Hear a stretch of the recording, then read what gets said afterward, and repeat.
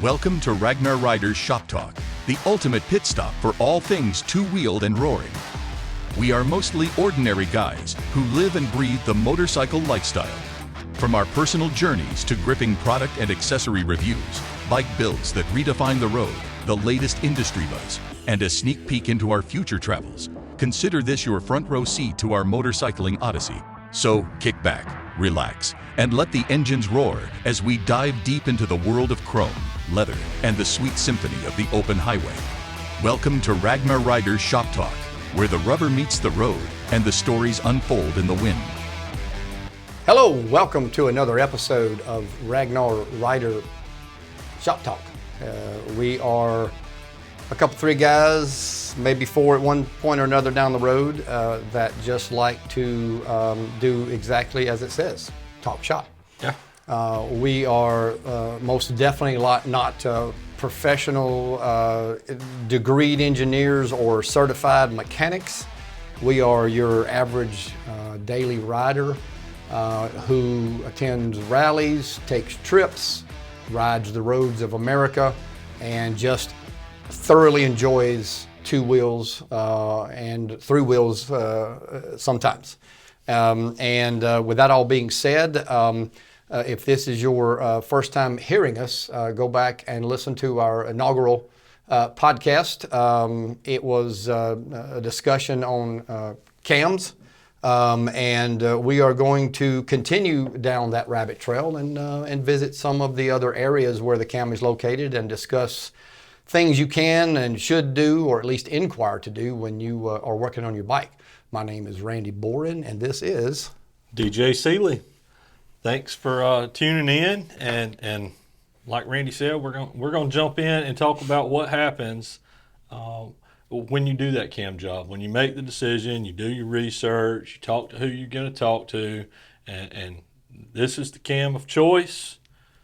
You've made your appointment with your mechanic, or maybe you're gonna do it in your basement on your own. I don't know, but what are the other considerations that you might make while doing it? right. If you have never seen a YouTube video, which I'm going to say that's not likely in today's world, all right? But if you've never seen one and you've never went out there, and we are the first that you've listened to about changing your camshaft, then we want to encourage you, as we said in our last episode, to do your due diligence. Go out there, do some digging, find out what's best for you, your riding style, what matches, and understand that your mechanic is going to have his thoughts and opinions. But at the end of the day, there are so many components that make up a cam job that you need to have your ducks in a row before you crack open the cam cover and start working on that, because you don't want to get into, and your mechanic say, well, you're in here, why don't you do this? And then you start having to buy parts that he's got off of his counter, maybe good, don't know, but because you're put in a pinch. So do your due diligence early and know what you're going to do when you go to your mechanic. Maybe you're just the kind of person that says, frankly, I really don't care. I just want to give it to him, let him do me a cam job, and I'm done. I've seen that. Absolutely. Kudos to you. Seen that plenty of times. Yeah, wish I was that guy. Yeah. And to go back, certainly if this is the first time that you've researched a camshaft or installing a camshaft, and our video is the first one you pop up, hang around. There's going to be some good info, but right. Mark off a little more time on your calendar and keep searching, because like Randy said, we're not professionals. We're just a couple guys that got into motorcycling a little hot and heavy, and learned a lot, and thought we'd add value and share what we've learned. But yeah, so we were blessed, I think, in that when we built our bikes, we were able to go to our dealership. We talked to the mechanic that was going to do it, and he was eager to kind of open the door and let us hang out with him the day that he did it. And so we kind of got to see everything come apart and go back together. Now, we had watched video after video after video. We'd had conversations. So we weren't completely naive to everything that was happening. No, in our heads, we'd already done this several times. Oh yeah, we'd swapped cams out numerous times in our heads. So we blindfolded we could do it, but we just never have. So I will say that one thing that we did learn is that if you get into this build, and I'm going to call it a build because it's probably going to be more than a camshaft. There's going to be other components that's going to go along with it, but these parts aren't cheap, and it's seldom that we have found that a dealer just has these things laying around. Right. You other than really, what they like, other than what they're going to push, so to speak. Didn't mean to interrupt. Sure. Yeah. No. You're exactly right. Most of this stuff is sitting on a shelf at a distribution center. We sourced our parts from. I know I bought a lot of my stuff from Fuel Moto. I've talked about them before. Like dealing with them. I bought some stuff at Revzilla. Fueling. There's a number of them, but they're not cheap parts, and so you don't want to get into the middle of that build and say, "Oh, dang, I wish I'd have gotten, a cam chain tensioner." Yeah. Because guess what? It's 3 days away. That's right. And the thing about it is that cam chain tensioner is $40. Yeah. So he is right. These parts are not cheap, but the bearing. And we'll get into some more specifics here in just a second as far as breaking it open, but just that bearing is, $40, $50, $60. Mm-hmm. So some of the components aren't, but you're in there. And I'll keep hounding this point, and I'll probably say it too many to where it'll get boring to some, but do your due diligence while you're in there. What is it? Okay, so we've broken the cam cover open. Mm-hmm. All right, we've taken off the cam plate. We've taken out the oil pump. Yeah. We've taken out the cam. And now here we are sitting with an open cavity. What's the first thing that you did when you guys got to that point on your bikes? What was the first thing you did next? Well, so you bring up a valid point. You can tell by the model year oftentimes, and guys, y'all probably heard this before, but 20 what was it? Somewhere along the way in 2019, Harley added this seal on the back of the oil pump to prevent sumping, right? Or to help prevent sumping. So certainly, if you have a 2019, which I did, or older, right, then oil pumps a must. It is. I agree. So that was an easy one. I had a 2019. If you have a 2019, you don't know if you have this in there or not until you take it out, and then it's. At that point, luckily, I don't guess it really mattered, but my bikes, both of my 2019s both had the O-ring. So I guess I could have bolted them back in. But there's another portion of that as well, not only the newer version of that O-ring, but also there was a time period up until 21 where the oil pumps were your basic Harley oil pumps off the shelf. Mm-hmm. They were manufactured in assembly line process, and maybe at the beginning of the year, and we'll just kind of put a scenario for you so you can visual. At the beginning of the year, Harley orders 42,000 oil pumps. All right, bring them home, bring them to the shop, put them on the shelf, and then they start installing them. Well, it's been pretty known that up until at least 21, when they increased the oil pump, changed the oil pump to a better quality, that if you were going to break open that cam cavity, that the oil pump had to be done. Yeah. And those of you that have a visual of what we're doing and watching us, you've got a cam plate, you've got the oil pump, you've got the parts and pieces here that these all go together, and this is what pulls off, and your cam is up in your bike, and all these come off, and your mechanic lays them all on the table, and either he's going to say, okay, now what, or he's going to have it all laid out for you. So what he lays out for you is going to determine, when it's all put back together, how your bike performs. Mm-hmm. So we both opted to go with new cam plates, new oil pumps. One of the cheapest, biggest upgrades that you can do before you put that cam back in is the camshaft bearing. Yeah. I wish I had one here, and maybe we'll do it a later episode and get a visual of it. But there's a substantial difference between what Harley puts in from the factory and what you're going to buy, whatever brand, because most all of them are better. Mm-hmm. Where the bearings are closer together and smaller And a whole lot and just more of 'em. function a lot better. Oh yeah, yeah, and that for those that do, that do have the visual. That's what this rides on right here. It sits on that bearing, spins inside that motor. So the more needles you have in that bearing, Yep. the closer together they can be, the smoother that cam's going to rotate. That's right. So yeah, it really was astonishing to me once we got the first one out, looked at it, and went, wow, I'd seen it on video and I'd heard people talk Yeah. about it, but that is quite a difference. And for it to be such a minute part, Harley paid something for that cam bearing that's in it. That's right. I can't imagine they would have paid much more for the other one, but whatever. That subject Yeah. alone will come up numerous times through this series. But It will.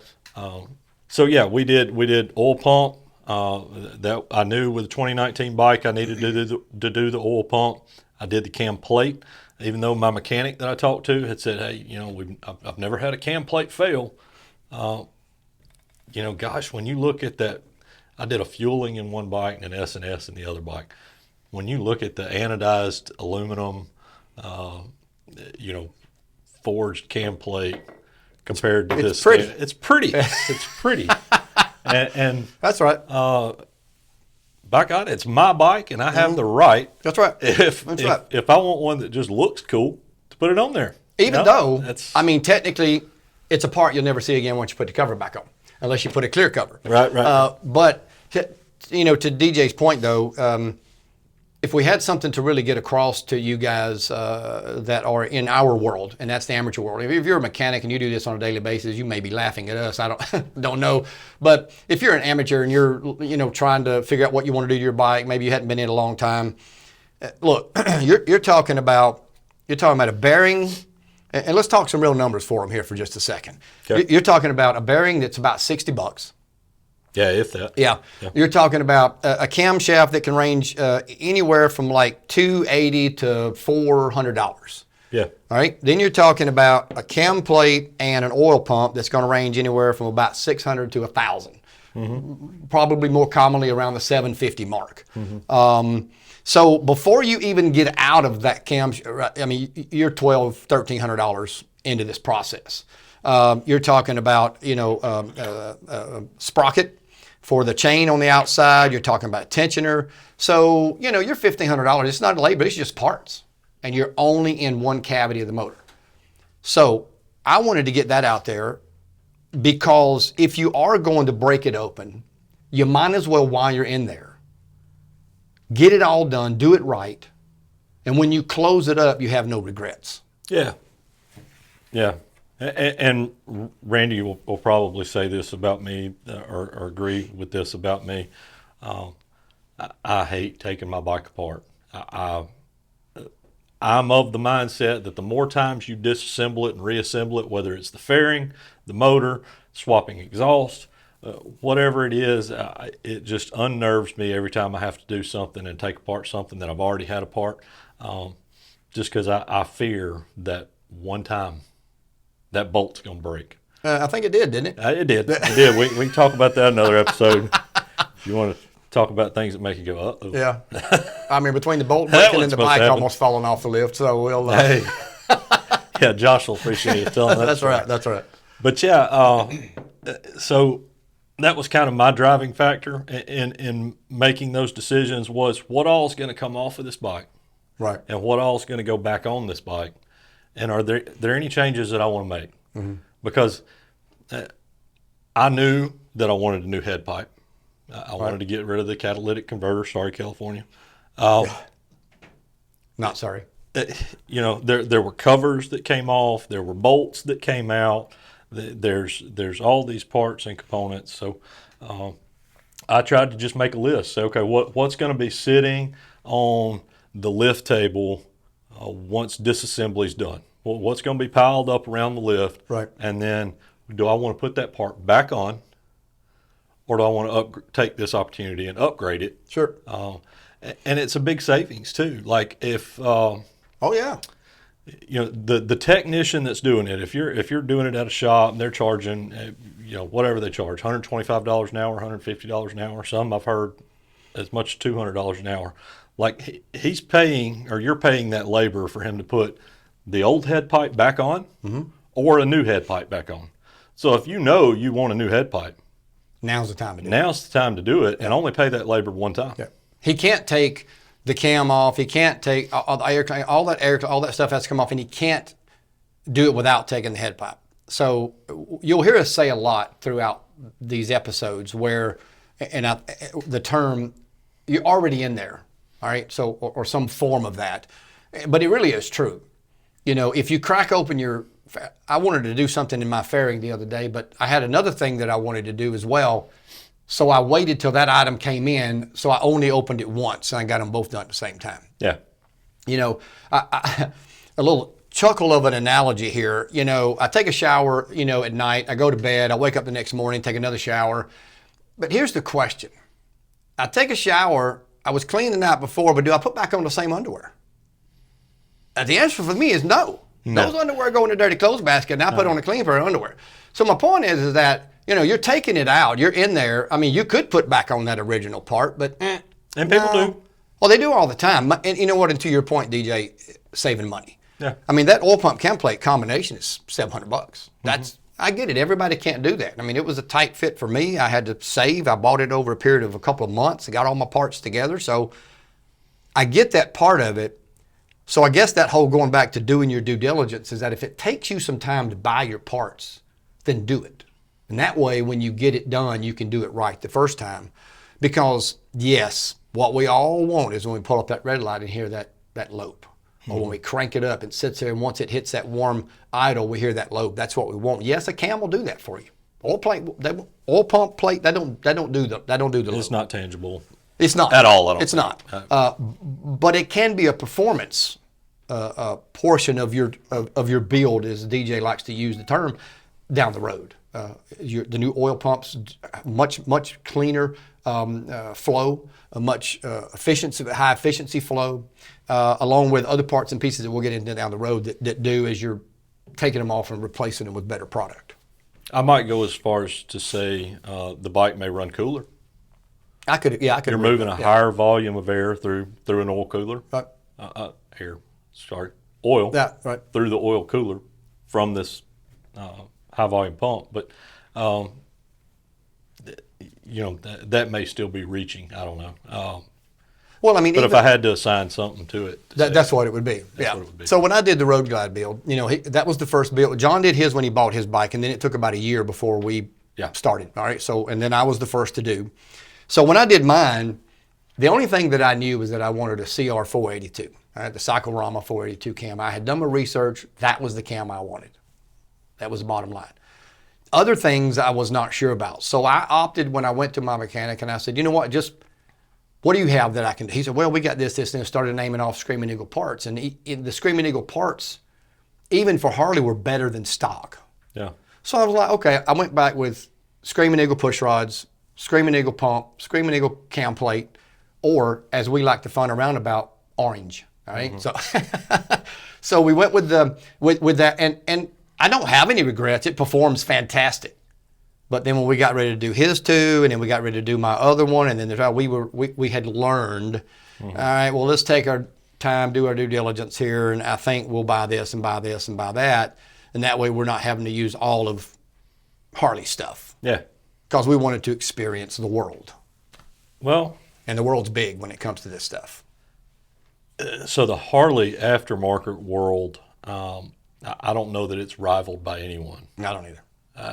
Yeah, it's just huge. I don't know. Maybe the Jeep world, Yeah. Because there's I know a possibility but there. I'd say. I think that may be about it. Even the fishing world, I'm not for sure compares to that. So no.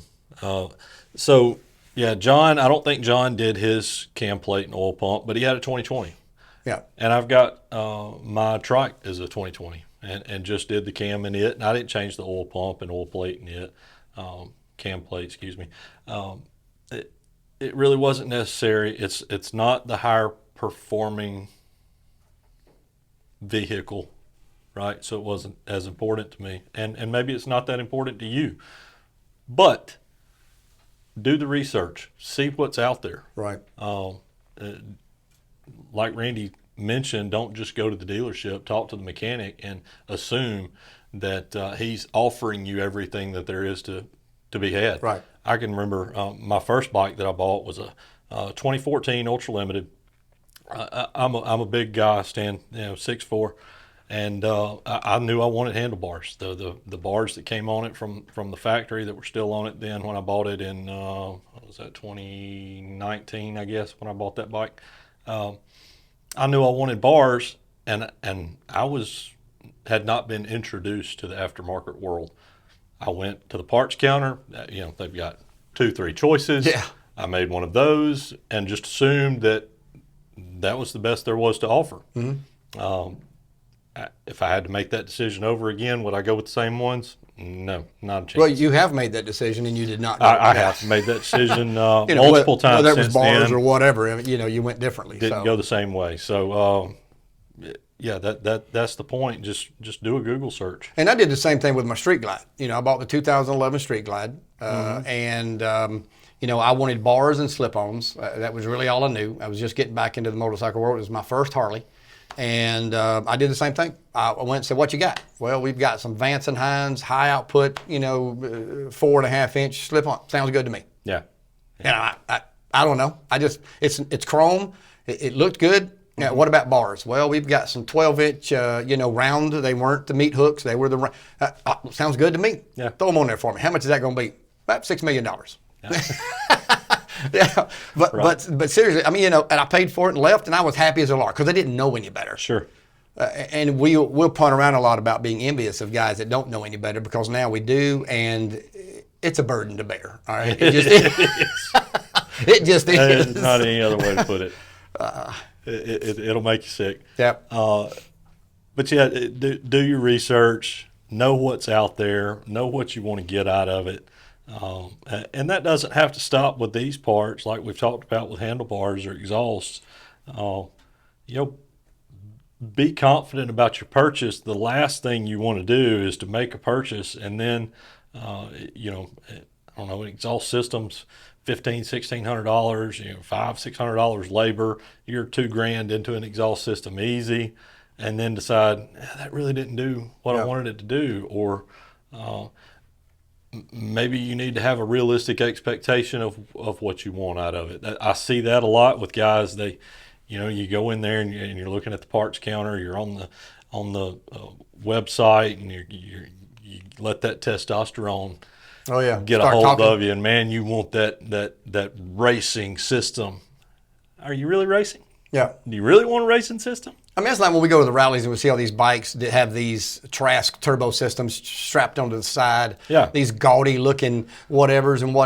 And these are guys that have done everything into a bike and still have a pocket full of money and got to put it somewhere. Mm-hmm. That's the only thing we can think of. Because, what they're getting out of that, they'll rarely use. Sure. Otherwise, their plot in the cemetery needs to be prepared and ready, because they don't value their life like I value mine. And that would be the ultimate, I guess, the ultimate case there. Sure. It's and I said it on the first episode. We said, what comes stock on these bikes is probably more than any of us will ever fully utilize. So what we're doing is, one, we've got a little expendable cash, and we want to invest it into our bikes. And we got certain sounds and certain performances that we're learning about, which is our case, that now we want to see them perform that way. And those of you that don't know, and maybe are new to this as well, there are stages to these upgrades. DJ was just giving you a stage 1 where you swap head pipe and air cleaner. You're talking about getting rid of the catalytic converter. You're talking about getting better airflow. And then the next stage 2 involves a cam, and maybe a cam plate oil pump. Maybe that whole cavity of the bike there gets kind of a redo. Then you've got a 3, and then you've got a 4, and then you got big bore kits. There's just really no end to money. But either way, you're in, once you start, you're into this thing with your hard-earned cash. Your money, not the dealer's money, not your brother-in-law's money, it's your money. You need to make sure you spend it wisely. Yeah. With what you want to ultimately get out of it, no matter what that is. And I would don't don't be fooled by the marketing campaign that the dealership puts out there where, it's stage 1 and then stage 2 right on top of that. And then you move to stage 3 and you move to stage 4 because it's marketed in a manner where it's progressive. Correct. And it's not. That's right. Don't. It does not have to be, for sure. Yeah. I would say, know what you want your end game to be and make steps towards your end game. The camshaft that you choose with a factory displacement, a 114, right. 117, the camshaft that you choose for a 117 may not be the same camshaft that you would choose for a 131. So you don't want to be putting in a S&S 475 and then next riding season you want to change heads and increase displacement and then be looking at a 500 series lift. Right. Camshaft, because then this one's paperweight. That's right. Maybe one of your buddies would want it, but probably not. You're probably not going to take it out of this motor and stick it in another motor. I mean, and I think that's a valid point, along with what DJ mentioned either in our last episode or earlier in this one. Know what your end game is. Because that was one of my failures on the Road Glide. That initially I didn't know. I just knew what I wanted. I couldn't see past right now. Now I can see way down the road. But then, and this was only back in April. All right, I couldn't see. So if you're going to do a head pipe, just know that each time that you're having something done to that bike, 90% engine-wise, 90% of the time that head pipe's got to come off. Mm-hmm. So you're paying labor to remove that head pipe. So if you're going to do a stage 1 with an air cleaner and a head pipe, if that is all you can do, hey, you know what? Show hard-earned money, take it, make it happen. Sure. But if you can manage to save up a little bit and do, a cam and do a stage 2, at that point now you're doing head pipe. You only have to pay one time to take that head pipe off. And yeah, it's only about an hour, some change, but it's 125, 150 bucks. Yeah. Added to your bill every time you have to take that head pipe off to do something. So depending on how you go about doing it, yeah, sure. Correct. And like I said, I want my bike to come apart and go back together one time and be done. I hope I can hold to that, but we'll let you know about that little voice on my shoulders. That's right. It confuses me sometimes, and I start finding myself on the interwebs, researching things I have no business writing on. But hey, that's why we do it, right? That's right. That's it. Yeah. Real quick, just a list. Cyclorama 480, 483, Star Racing 3030, Fueling set 472, Wood Performance 475, Zippers Red Shield 472, 475 S&S, Woods Performance 22XD. Look, the list just goes on. It does. So do your due diligence. Know what you want out of your bike. Make the end result make you happy. Hey, yeah. And if you want to know more about our opinions, shoot us an email, rrshoptalk@gmail.com. Yep. What parts we've used, be glad to share with you, what kind of performance. And I will go so far as to say that we haven't dynoed any of our bikes, all right? Nope. We've replaced the tuners or the ECMs. We'll get into that another day, but we have not put them on dyno. So, that, again, that's not where we're at yet. Maybe we'll do it one day just for the fun of it, but every time we go to a rally and we hear a bike take off up to about 7,000 RPMs, one of us goes, well, they're $600. You want $600? Because that's about what it takes to do it. It's not necessary to necessarily get everything you want out of it. So. No, for the average Joe, I would agree with that. No, it's not necessary. No, there's other ways to get there, and like Randy said, we'll get into that in another episode. But yeah, do the research, know what you want your end product to be, work towards that, and don't get in a hurry. That's right. So Jeremy, your brother-in-law that may be with us on a future podcast, we've had conversations with him about that. Mm-hmm. Talk to this guy and talk to that guy and listen to this bike and ride this bike, and don't feel like it's all got to happen right now.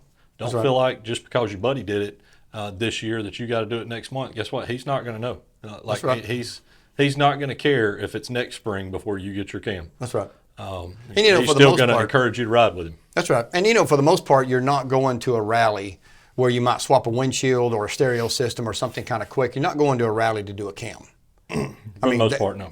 They'll do it there. Don't get me wrong, but it's not. It really is as big at a rally to just go there and have you break open your motor while you're there to ride and do some swapping around. So it's not something like that. This is something that again that you want to do all your research and get out of it what you can what best benefits you. Yeah, and I couldn't agree more. I'd talk to go to a local bike night. There's bike nights everywhere. Call the dealerships or get on websites or something. Find out when the bike nights are at and just talk to people. Yep. Talk to mechanics. Find out, there's other people out there other than the dealerships that will work on these bikes. And I have thoroughly enjoyed being able to have my hands oily while the bike's being built. I may not be the one building it, but seeing the parts as they come out, and I'm unpackaging them, I'm seeing them go in, and understanding the mechanics more of how the bike operates, and what these different parts do, and torque specs, and I think that's what brought us here. To be honest with you, I mean, had I taken my bike to the dealer, dropped it off, and 2 days later went back and picked it up, I don't know. I mean, yes, YouTube and Google, but I think physically sitting. Being allowed, and kudos to our dealership that we do all of our business at, that allows us to come in there, and maybe we'll get them involved in some of our future podcasts and videos. But to let us sit and watch, we can even participate. I mean, I cut push rods. We've broke open the primary. I've replaced the clutch. I've put in a comp sprocket. There's just lots of stuff that we've got to enjoy. And I think that's where we arrived at what we wanted to do here, was because we've been able to be involved that intensely from the build out of our bike. We're no experts. It doesn't make us experts. Sure. But it does make us knowledgeable for the common Joe that's out there that goes, hey, I got a little question. I don't really feel like I want to call a know-it-all mechanic. I'd like to just ask, Joe Schmo and see what he thinks. Yeah. Well, we're Joe Schmo. So couldn't have said it better. That it for today? I think so. All right, cool. Check us out on our next episode. We'll dive a little deeper. If you got questions, comments, concerns, ideas for another podcast, something you want to hear more about, again, the email address, rrshoptalk@gmail.com. Hey, God bless. Take care. Yep.